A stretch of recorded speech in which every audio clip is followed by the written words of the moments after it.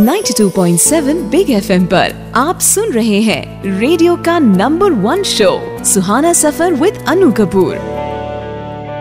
स्वागत, खुशामदीद, welcome to Suhana Safar with Anu Kapoor only on 92.7 big FM. मेहरबान दोस्तों, आप सबका स्वागत करता हूं जो लोग 92.7 बिग एफएम पर ये प्रोग्राम सुन रहे हैं। और आज नैयर साहब के बारे में बात करेंगे। मेरे मेहरबान दोस्तों, आज तो उनका बर्थडे मना रहे हैं। नैयर साहब के बारे में आप सब जानते हैं, म्यूजिक डायरेक्टर थे, लेकिन जो नहीं जानते हैं वो मैं आपको बताऊंगा। इसके अलावा एक दिन आशा भोसले अपने दोनों बच्चों के साथ और तीसरा बच्चा जो अभी पैदा नहीं हुआ था उनको लेकर क्यों लौट आई अपनी माँ के घर। साथ साथ आज आपको बताऊंगा क्यों great music director OP Nayyar साहब नाराज हो गए मोहम्मद रफ़ी से और उनकी जगह नैयर साहब ने गवाना शुरू कर दिया महेंद्र कपूर को। इसी जोश और भावना के साथ आज की महफिल शुरू करता हूं। अब बात great composer, great music director OP Nayyar की। Aar Paar, mister missus 55, CID, Tumsa Nahin Dekha, नया दौर, हावड़ा ब्रिज, उनका म्यूजिक हमेशा रहेगा। थोड़े से गुस्सैल थे, शॉर्ट टेम्पर्ड थे, लोगों के साथ झगड़ा हो जाता था, ऐसा सुना है। लेकिन ये भी जान लीजिए कि ये नेचर में गुस्सा, ये शॉर्ट टेम्पर्ड क्यों आया। नैयर साहब ने अपने एक इंटरव्यू में इस बात का खुलासा किया है कि ये सब जो जलाली नेचर था, बचपन की सैड कुछ घटनाएं थी जिनकी वजह से आया, बचपन की कुछ दुर्घटनाओं की वजह से आया।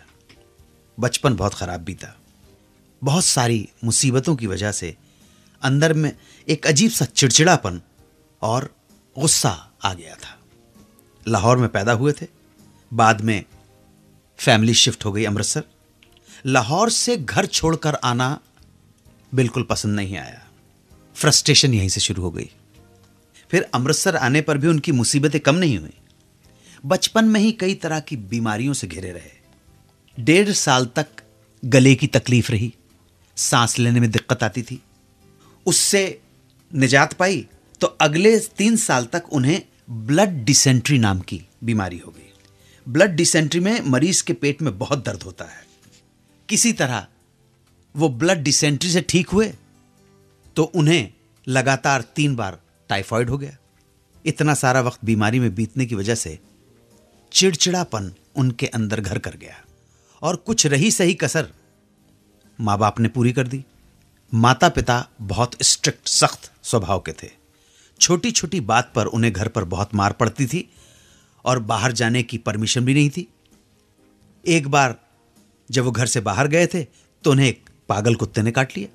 जब घर आकर सबको बात बताई तो उनका इलाज सही तरह से करने के बजाय घर वाले मजाक उड़ाने लगे।